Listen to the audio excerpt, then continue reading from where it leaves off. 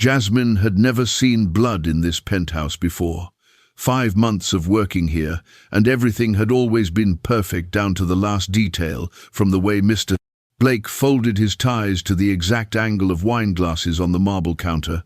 But that morning, when she unlocked the door with her emergency key, the Manhattan sunlight, streaming through the floor-to-ceiling windows, didn't feel luxurious anymore. It felt cold, like the kind of light that illuminates operating rooms. The suit pants draped over the leather chair, a dark crimson stain running along the crease. The sound of running water from the bathroom, steady and unrelenting, had been going for 30 minutes now. She moved forward, her heartbeat counting down like a timer. On the white marble floor, red droplets formed a path, not chaotic, but slow and deliberate, as if someone had tried to control each final step. The bathroom door stood ajar, unlocked. Jasmine pushed it open, and what she saw made her hands tremble, not from fear, but from understanding that a man could appear so strong to the world, yet collapse alone in a bathtub filled with cold water, eyes bloodshot and hands stained red. She pulled out her phone. 911.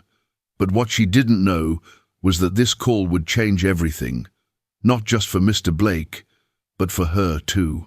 The emergency operator's voice crackled through the speaker, asking questions Jasmine could barely process.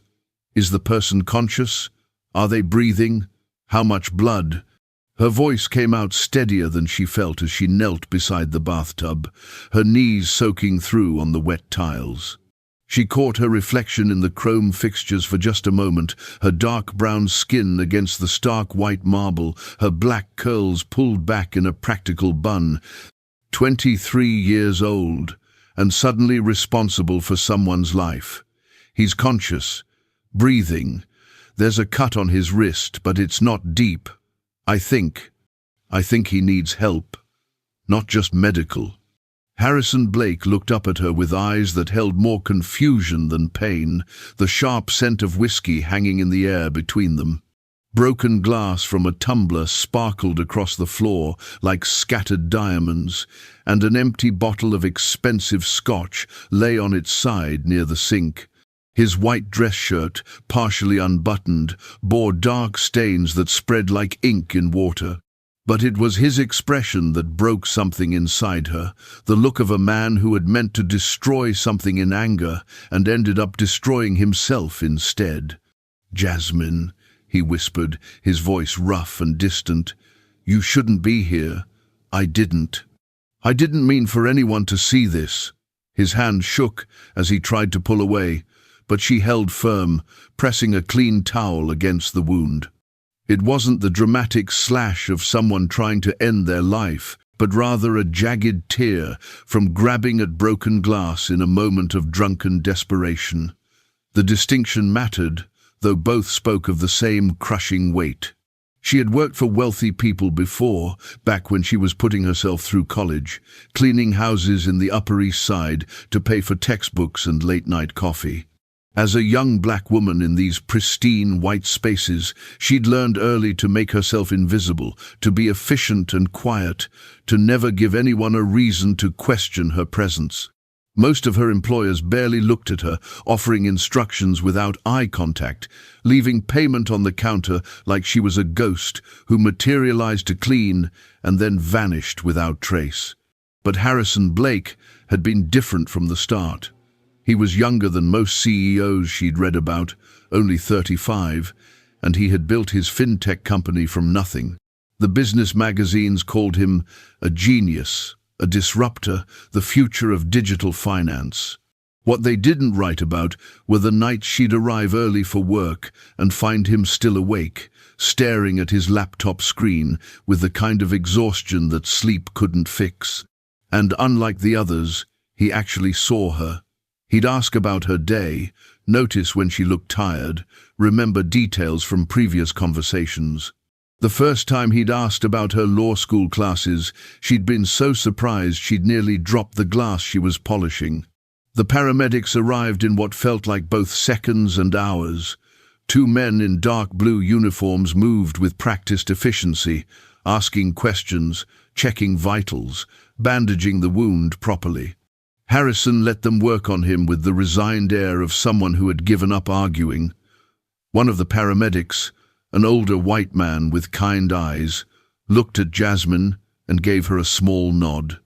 "You did the right thing calling. This needs stitches, and he's showing signs of shock. We'll take him to Mount Sinai." The other paramedic, younger and less tactful, looked between Jasmine and Harrison with barely concealed curiosity. She knew that look, had seen it 1,000 times, the mental calculation of why a young black cleaning woman would be the emergency contact, why she'd be holding a wealthy white CEO's hand with such obvious concern. She straightened her shoulders, meeting his gaze with the quiet dignity her grandmother had taught her. Let them wonder. Let them judge. She knew who she was and why she was here. As they prepared to transport him, Harrison reached out and caught Jasmine's hand. His grip was weak but urgent.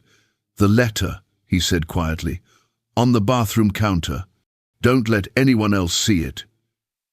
She glanced over and saw a white envelope, slightly damp from the steam, with an official medical letterhead visible through the translucent paper.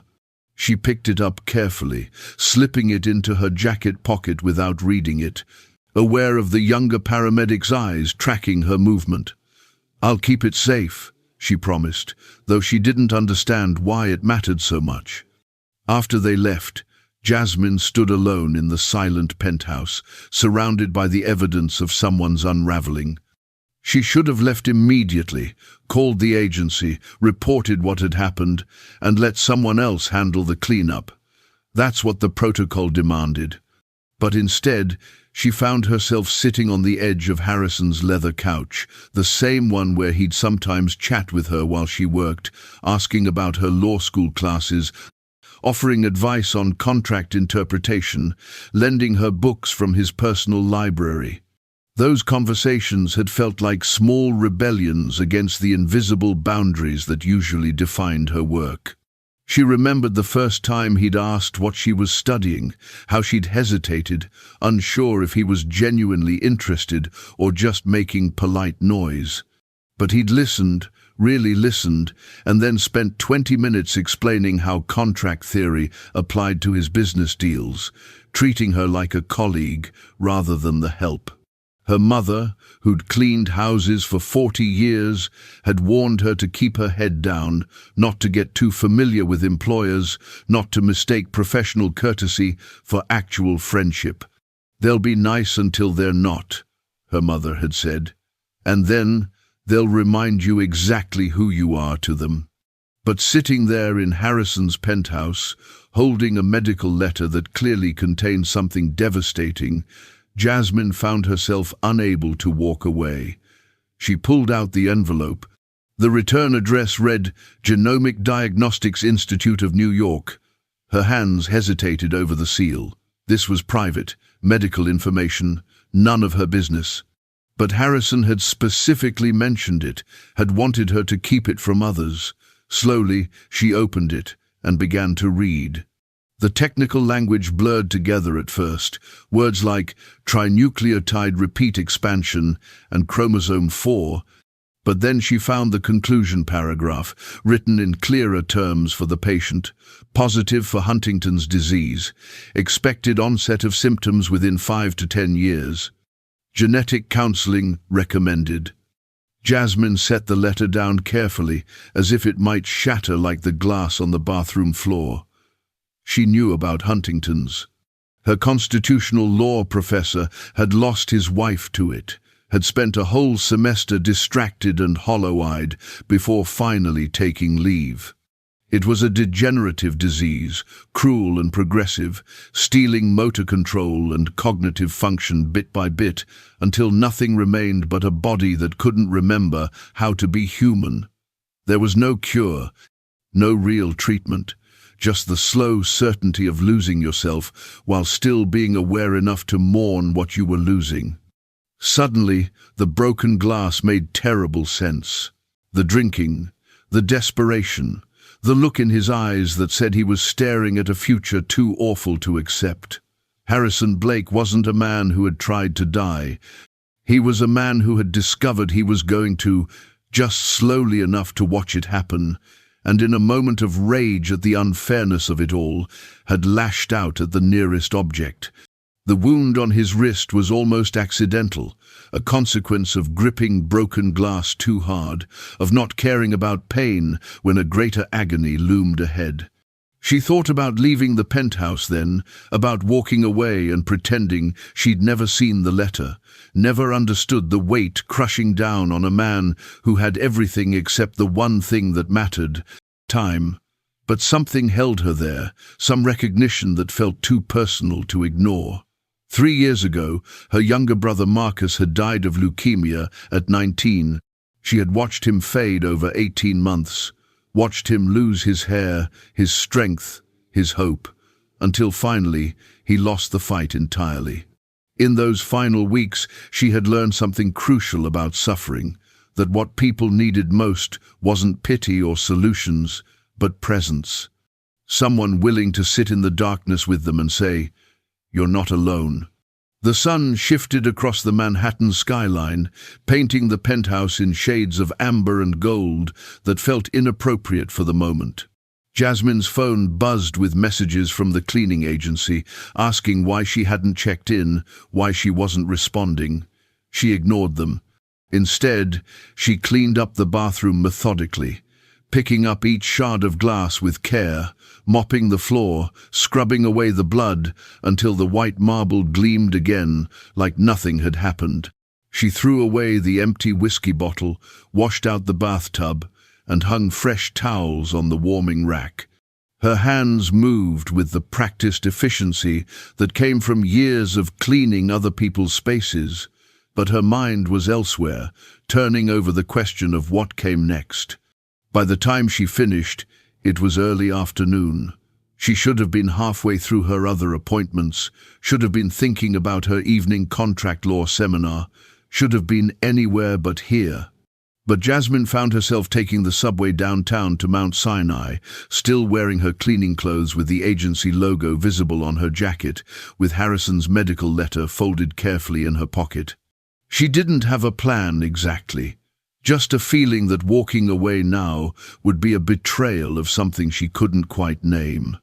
The hospital's emergency department hummed with controlled chaos, the familiar antiseptic smell mixing with the underlying scent of fear and pain that no amount of cleaning could eliminate. Jasmine approached the front desk, where a tired-looking nurse sat behind a computer screen. "I'm looking for Harrison Blake. He was brought in about 2 hours ago." The nurse looked her up and down, taking in the cleaning service logo on her jacket, the uncertainty in her voice, her dark skin and youth. Jasmine could almost see the assumptions forming. "Are you family?" "I'm—" Jasmine hesitated. What was she? An employee? A friend? Someone who had seen him at his most vulnerable and couldn't just forget it? "I'm the one who called 911. I need to make sure he's okay." The nurse's expression shifted slightly, something between sympathy and professional distance. "He's stable. They stitched up his hand, and he's being evaluated by psychiatric services. That's all I can tell you without family consent." Psychiatric services. The words hung in the air with all their implications. Harrison would hate that. The loss of control, the forced conversations about feelings he'd spent a lifetime learning to bury beneath ambition and success. Jasmine turned to leave, but a voice stopped her. "Wait, are you Jasmine Carter?" She turned to find a man in a white coat approaching, his hospital ID badge identifying him as Dr. Raymond Chen, psychiatry. He had the particular kind of gentle intensity that good therapists cultivated, the ability to ask hard questions without judgment. "Mr. Blake asked if you were here. He'd like to speak with you, if you're willing." "It's unusual, but given the circumstances, I think it might be beneficial."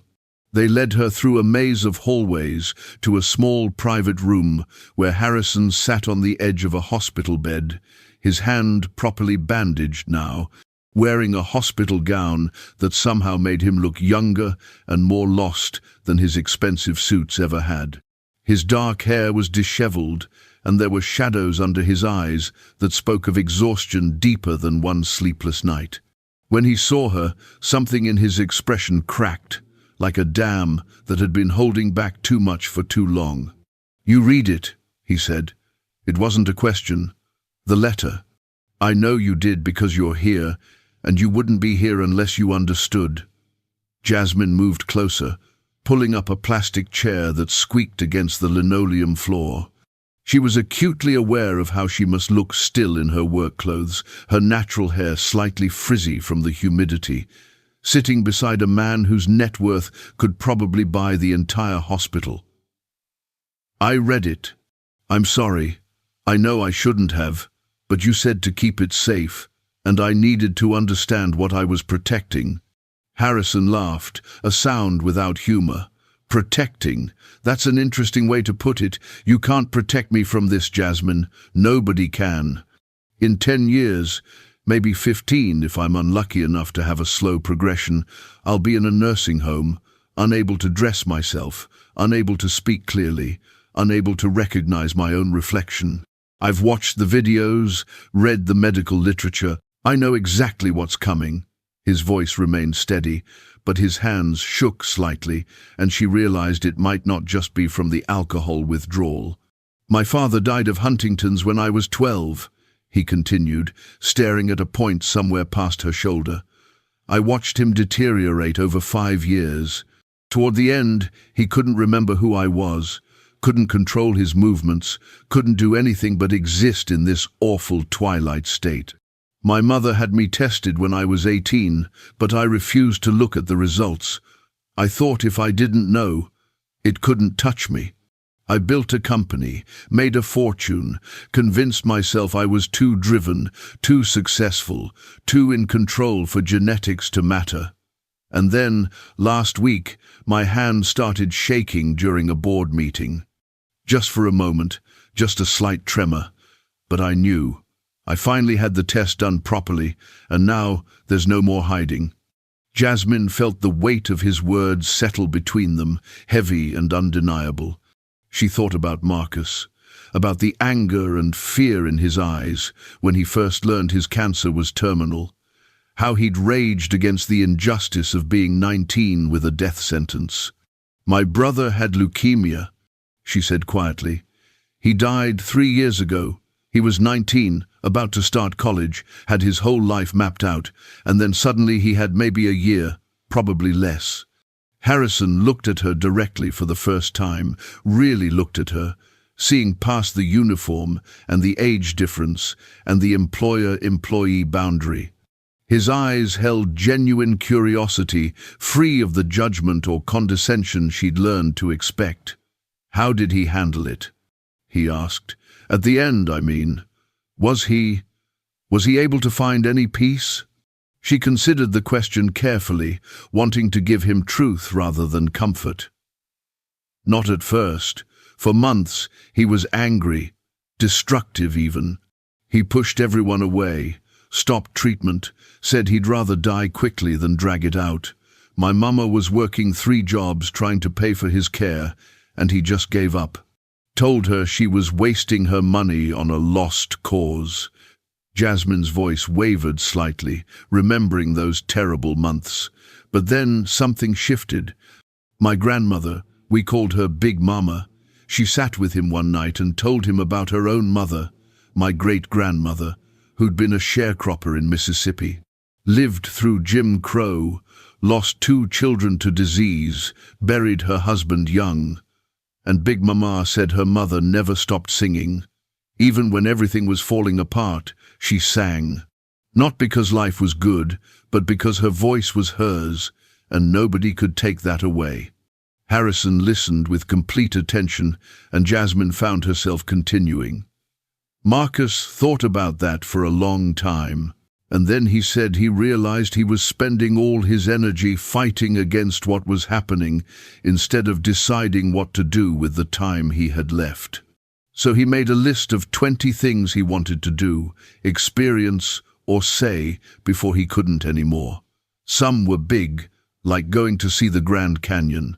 Some were small, like finally beating me at chess.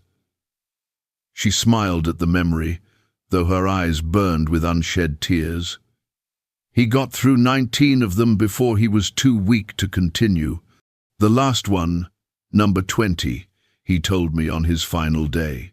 He said he wanted me to promise to live enough for both of us, to not let fear or caution or what other people thought keep me from taking chances. That's why I went to law school, even though everyone said it was impossible. That's why I'm working 3 jobs to pay for it. Because he asked me to live big, and I can't let him down. Harrison was quiet for a long moment, processing this. When he spoke, his voice was softer. Thank you for telling me that. And I'm sorry about your brother, but also for everything else. I never asked you much about your life outside of work. I treated you better than most people in my position would have, and I thought that was enough. But I still kept you at arm's length, didn't I? Maintained the boundaries even while pretending they weren't there. Jasmine appreciated his honesty more than she would have expected.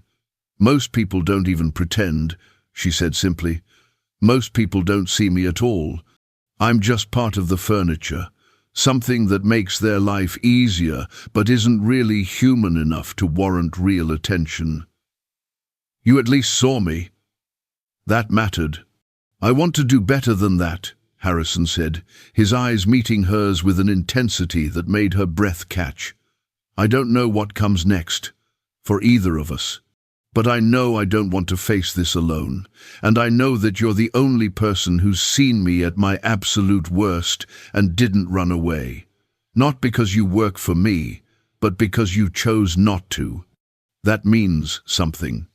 Over the following weeks, something shifted in the carefully maintained distance between Harrison Blake, the CEO, and Jasmine Carter, the cleaning woman, who wasn't really just a cleaning woman. She continued her regular work schedule, arriving 3 times a week to maintain the penthouse, but now they also talked. Long conversations that stretched over coffee at his kitchen counter, where he told her about his company's latest challenges, and she helped him think through leadership problems with the clarity of someone who had no stake in the corporate game. But the change wasn't seamless. There were moments of awkwardness, times when the old dynamics reasserted themselves uncomfortably. Once, when Jasmine was mopping the kitchen floor, Harrison walked through without thinking, and she had to step back quickly to avoid getting bumped. They both froze, suddenly aware of the weirdness of the situation. Were they friends now, colleagues, something else? Why was she still cleaning his floors if they were supposedly equals? The questions hung in the air unspoken until Harrison finally said, "This is weird, isn't it? We should probably figure out what we're actually doing here." They had that conversation over Chinese takeout that evening, both of them sitting on the floor of his living room because it felt less formal than the dining table. "I need this job," Jasmine said directly. "The money matters. I can't afford to lose it, no matter what else is happening between us.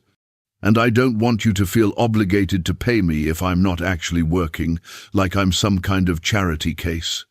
And I don't want you to feel like you have to keep cleaning my apartment to maintain a friendship," Harrison replied. "That's degrading for both of us. So here's what I'm thinking. You're clearly brilliant at law, and I could actually use legal advice for the foundation I'm planning. What if I hired you as a consultant instead? Same pay, but work that actually uses your skills." Jasmine wanted to agree immediately, but something made her hesitate. "People are going to talk," she said carefully. "They already look at me weird when I'm here in my cleaning uniform. If I suddenly become your consultant, your legal advisor, they're going to make assumptions, and not kind ones." She didn't have to spell out what those assumptions would be. A young black woman, a wealthy white CEO, money changing hands. The narrative practically wrote itself. Harrison's jaw tightened. Let them think what they want. You're brilliant and you're qualified. Anyone who has a problem with that can answer to me." "That's easy for you to say," Jasmine said, not unkindly. "You're a white man with money. People question you, and it's giving them a chance to prove themselves. People question me, and I'm automatically assumed to be sleeping my way into opportunities I didn't earn. I've dealt with that my whole life. The assumptions, the way people expect less from me, or think any success I have must have come from somewhere other than my own merit." She paused, then added more quietly, "I need you to understand that. I need you to know that whatever we do, whatever relationship we have, I'm always going to be navigating a different world than you are." He was quiet for a long moment, and she appreciated that he didn't immediately jump to reassurances or claims that race didn't matter. "You're right," he said finally. "I can't fully understand what that's like.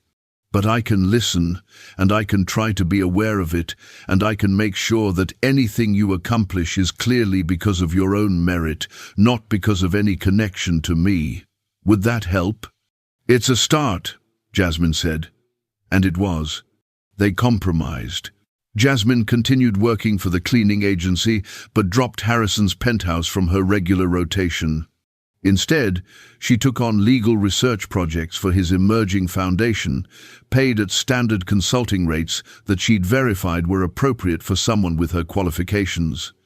She also insisted on contracts, everything documented and professional, creating a paper trail that proved she'd earned every cent. Harrison started coming to her law school sometimes, sitting in the back of her evening seminars on contract law and constitutional theory, just another anonymous audit student in jeans and a hoodie.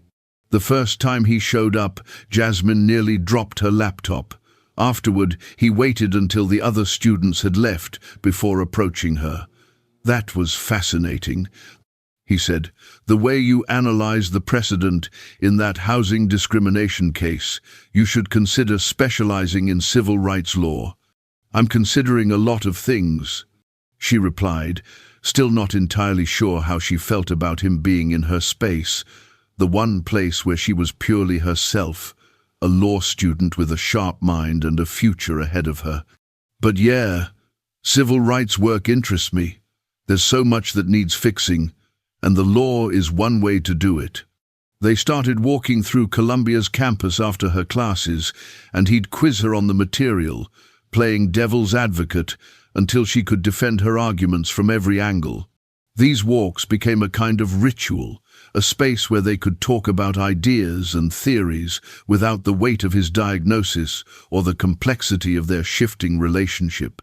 Sometimes other students would do a double take, recognizing Harrison from business news, wondering what he was doing walking around campus with someone like Jasmine. She learned to ignore the looks, the whispers, the judgment that seemed to follow her everywhere she went with him. 3 months after the incident, Harrison made a decision that shocked the entire business world. He called an emergency board meeting and announced his diagnosis publicly. Standing before cameras and shareholders, he explained that he had Huntington's disease, that he had perhaps 5 good years left before symptoms would begin to seriously impact his ability to lead, and that he was immediately implementing a succession plan. He would remain as CEO for 2 more years while training his replacement, then transition to a chairman role focused on strategic vision rather than daily operations. The business media went wild. Some praised his transparency and courage. Others questioned his judgment, worried about stock prices and investor confidence.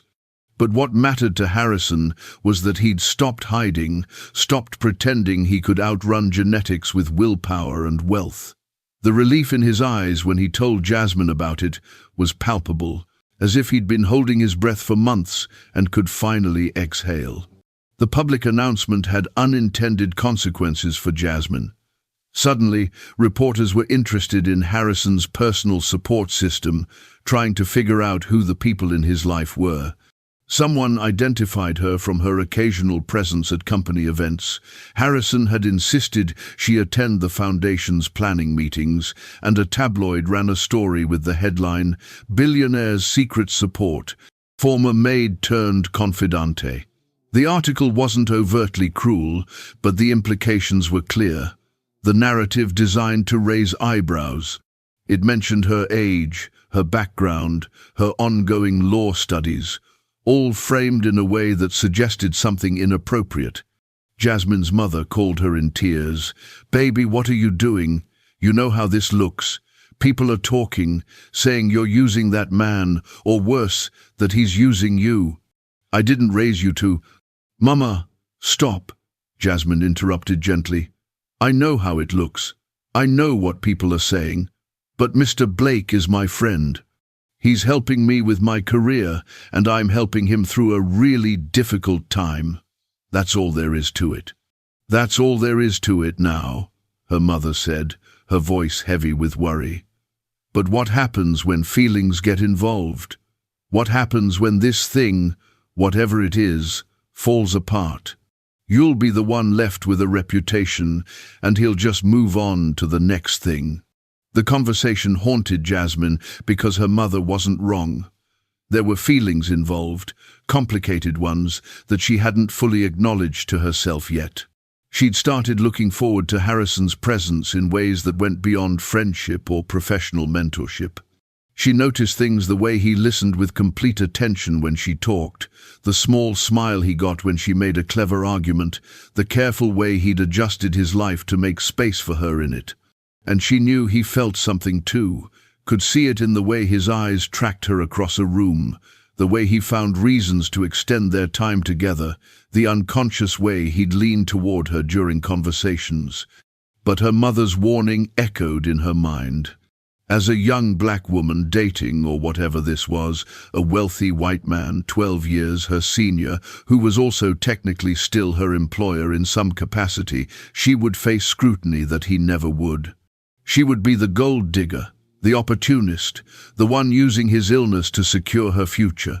He would be seen as the generous benefactor, perhaps a bit foolish for mixing business with personal life, but ultimately sympathetic. The double standard was exhausting and infuriating and undeniable. She decided to address it directly. One evening, after a foundation planning meeting, she asked Harrison to stay behind. "We need to talk about what's happening between us," she said, her voice steady despite her racing heart. "And I need you to really listen to what I'm saying, not just as someone with feelings, but as someone who lives in a different reality than you do." Harrison set down his coffee cup, giving her his full attention. "I'm listening." "People are already talking about us," Jasmine said, "making assumptions about why we're spending time together, what I'm getting out of this relationship. And those assumptions aren't kind, and they're not going to get kinder if this becomes something more than friendship. I need you to understand that being with you, if that's what we're moving toward, means I'll be under a microscope in a way you won't be. Every achievement I have will be questioned.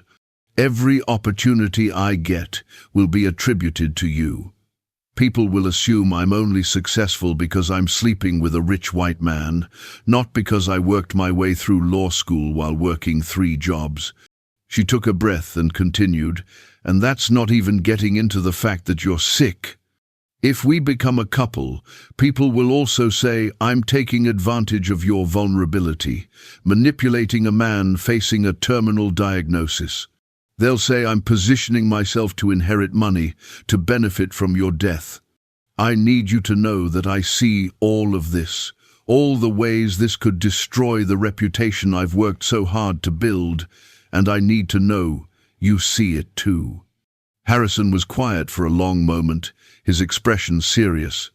"You're right," he said finally. "I've been thinking about my feelings, about what I want, without fully considering what it would cost you. That was selfish." He paused, seeming to struggle with his next words.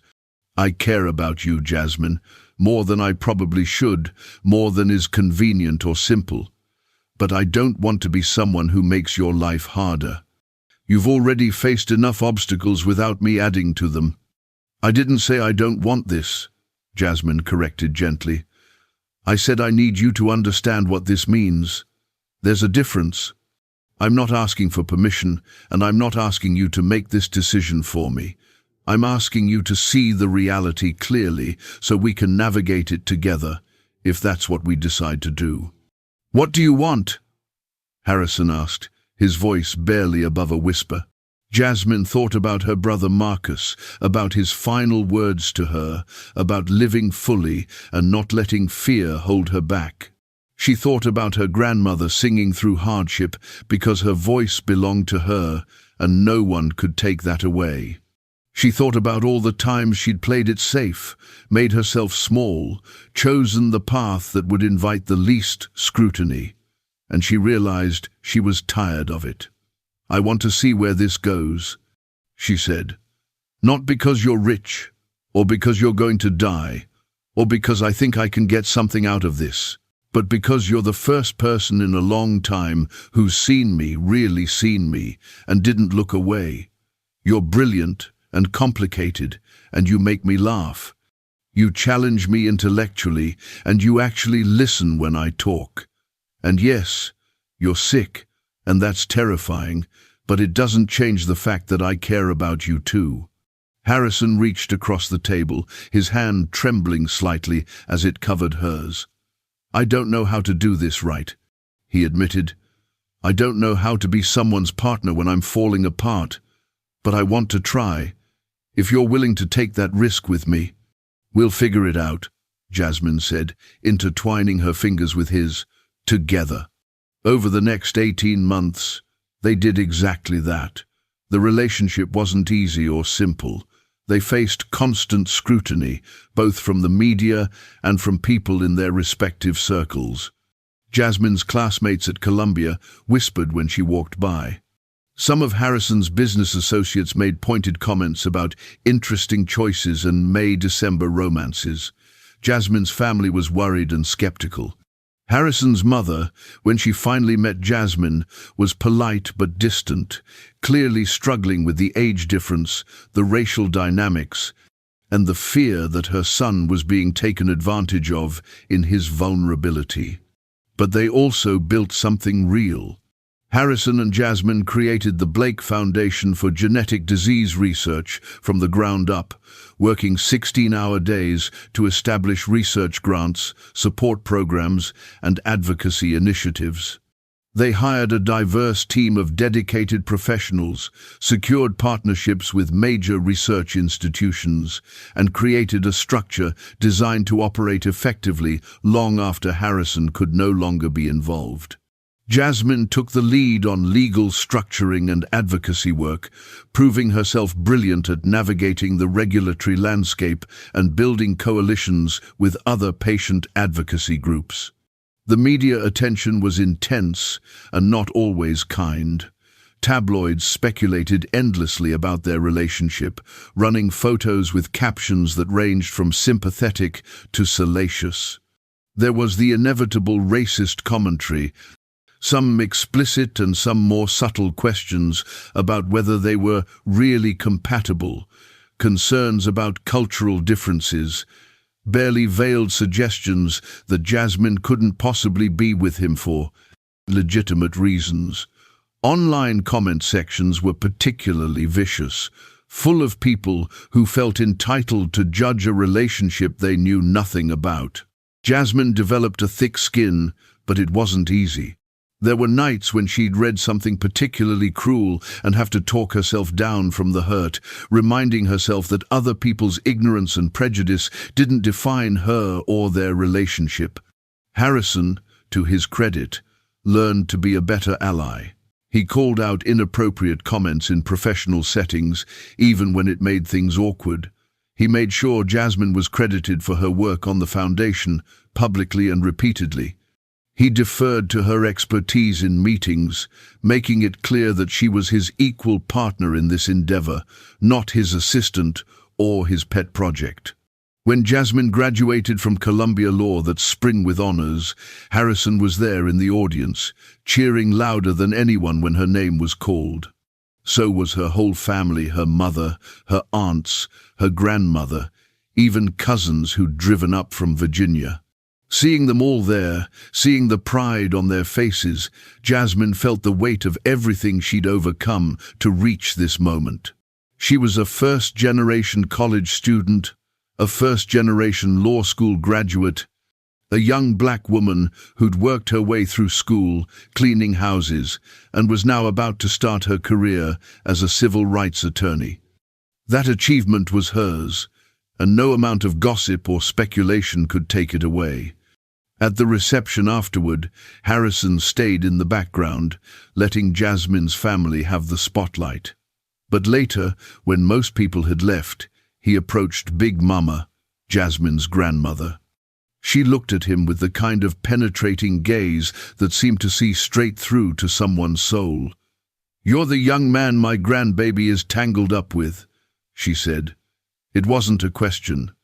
"Yes, ma'am," Harrison replied, meeting her eyes directly. "She tells me you're sick," Big Mama continued. "Tells me you got maybe 10 years, maybe less. That true?" "Yes, ma'am." Big Mama nodded slowly. "And you love her?" Harrison's voice was steady when he answered, "More than I thought I was capable of loving anyone. She's extraordinary." "I know she's extraordinary," Big Mama said with a hint of sharpness. "Known it since she was born. Question is whether you know it in a way that honors her, or in a way that uses her. My grandbaby got a heart bigger than sense sometimes. She'll give everything she has to someone who needs her, won't stop to think whether they deserve it."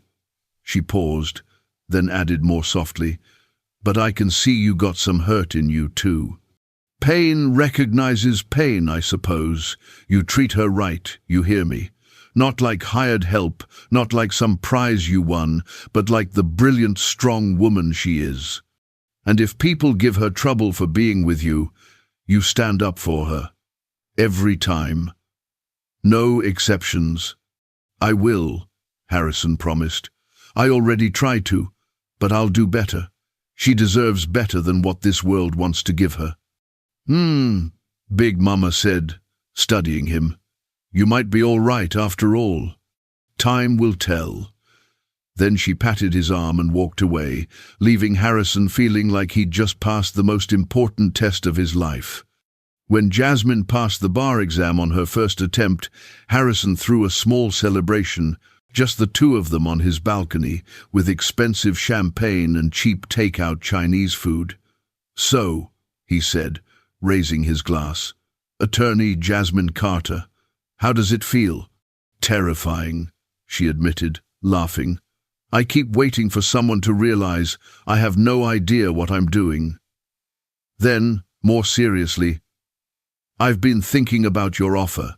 The foundation position I'd like to accept, if it's still available. But I want to negotiate the terms myself, and I want it in writing that I earned this position through merit, not through any personal relationship. I need that protection for both of us." "It's yours," Harrison said immediately, "and we'll document everything properly.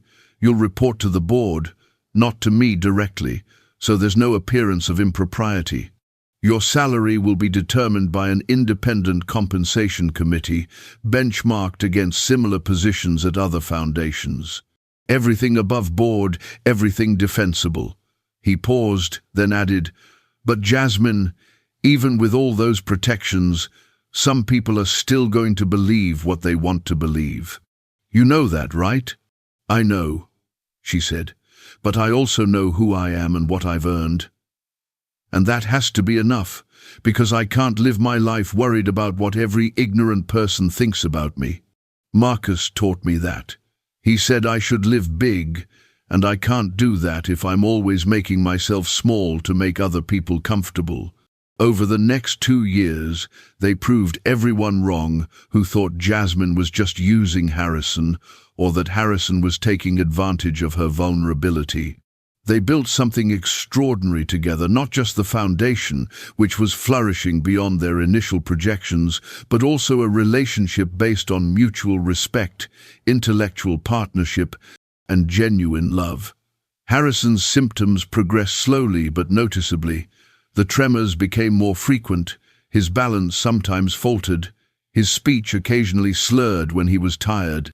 Through it all, Jasmine stayed, not out of pity or obligation, but because she'd discovered that helping someone live while dying was its own kind of gift.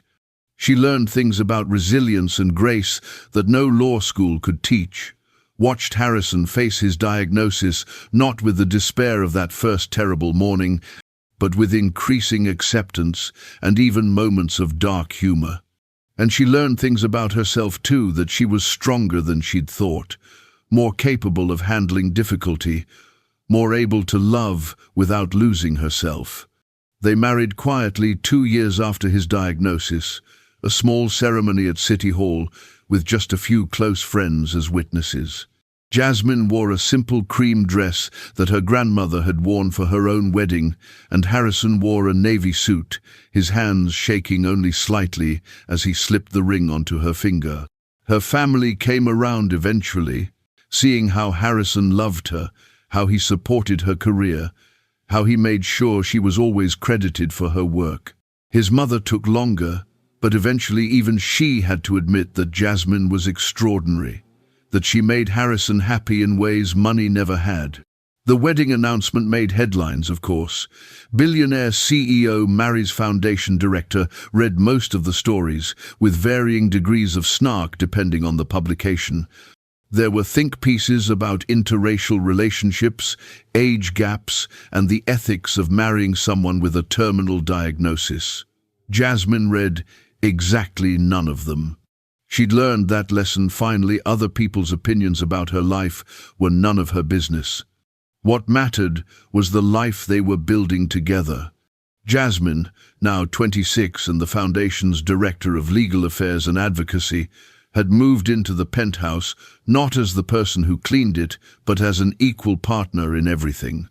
Some people questioned her choice, wondered if she was sacrificing too much, throwing away her youth on a relationship with an expiration date.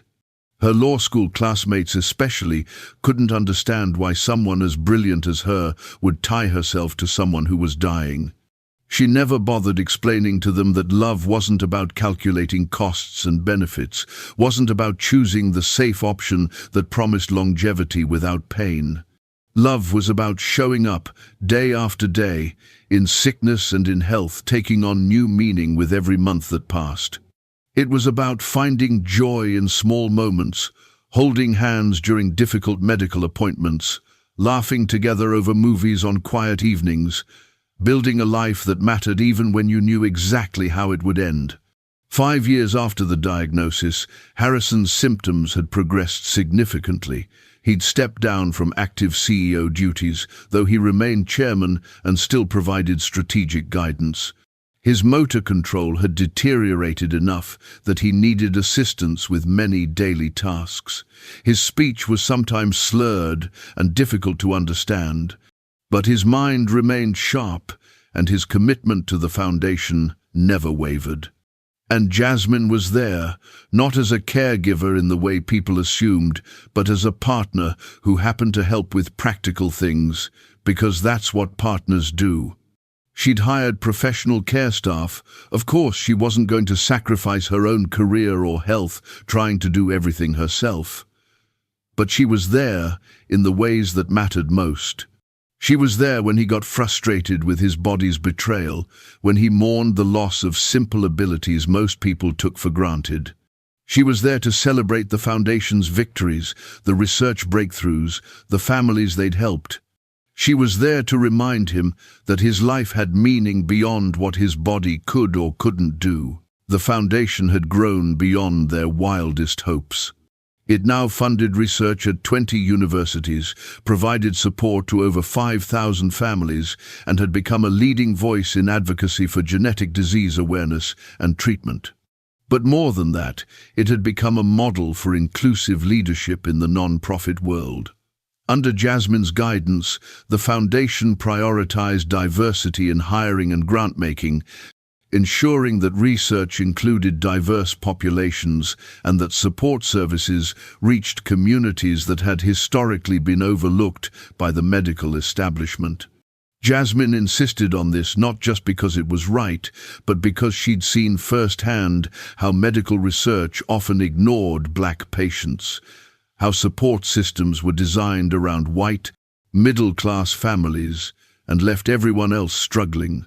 She made sure the Foundation's work addressed those gaps, that genetic counseling services were culturally competent, that financial assistance reached the families who needed it most. It was one of the things Harrison admired most about her, the way she used her position to create change that went beyond his original vision, making the Foundation better than it would have been without her influence. One morning, almost 6 years after that first emergency, Jasmine woke early and went to make coffee. The sunrise painted Manhattan in shades of rose and gold. The same light that had felt so cold that terrible morning now warm and full of promise.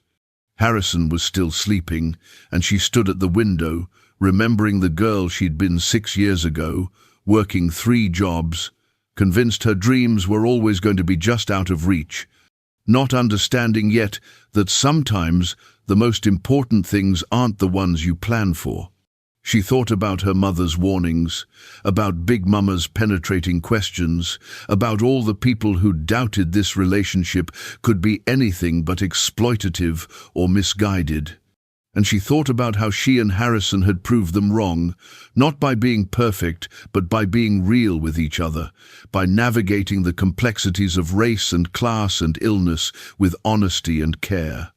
Her phone buzzed with a notification from the Foundation's research team. They'd had a breakthrough in understanding how the Huntington's protein caused cell death, a discovery that could lead to new treatment approaches. It might be too late for Harrison, but it might not be too late for others. She thought about sending the news to him immediately, then decided to let him sleep a while longer. There would be time to celebrate when he woke. When Harrison finally stirred, she brought him coffee in bed, something they'd started doing on mornings when his body felt particularly uncooperative. "Good morning," he said, his words careful and deliberate. "What's that smile about?" "The research team had news," she said, showing him the message on her phone. "They think they've found a new approach to treatment. It's preliminary, but it's promising." Harrison read the message slowly, a smile spreading across his face despite the tremor in his jaw. "That's wonderful," he managed. "That's exactly what we hoped for." He pulled her close, and she settled beside him on the bed, her dark skin against his pale arm, both of them marked by time and experience, but still choosing each other every day. "We did something that matters," Jasmine said softly. "We did," Harrison agreed. "We really did." Later that morning, they'd go to the Foundation offices, where a diverse team of dedicated people carried forward the work they'd started. They'd review grant applications, discuss strategy, plan the next research symposium. The work continued, day by day, building something larger than any one person's suffering or triumph. But for now, they stayed in bed, holding each other in the morning light. 2 people who'd found each other in the darkest moment and chosen, again and again, to stay.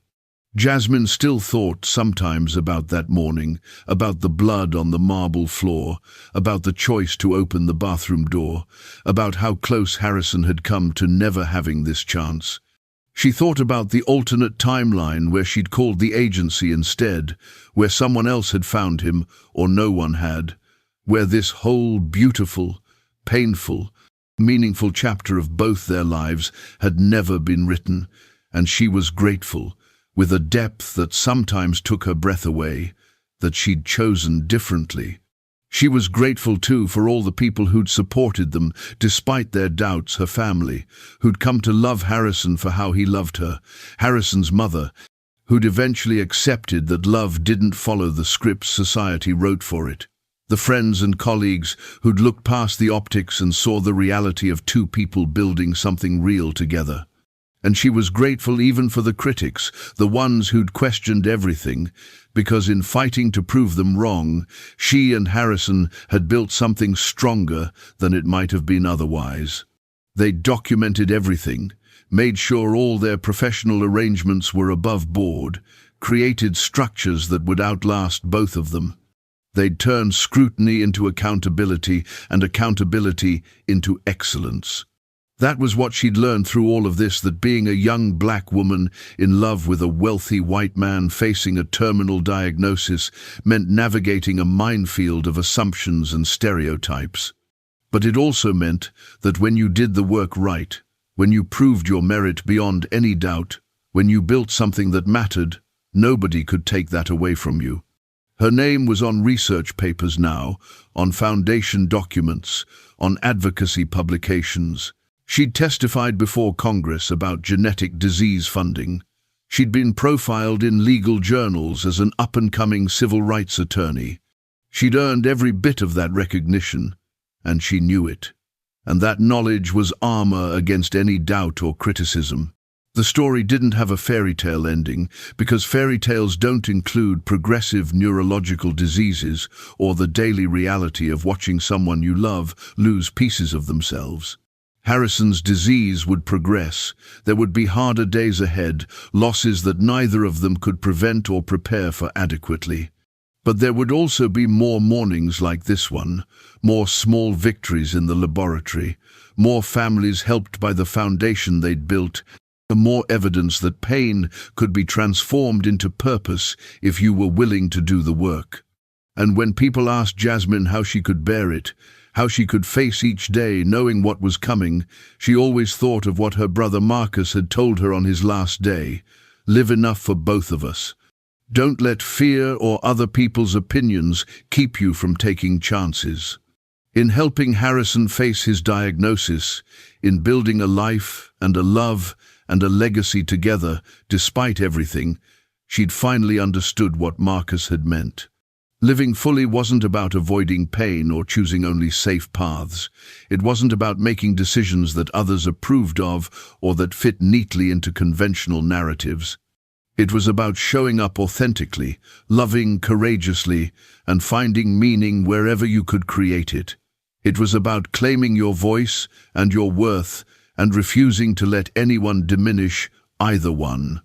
It was about being young and black and brilliant and choosing the complicated, difficult path because it was yours, and nobody could take that away from you.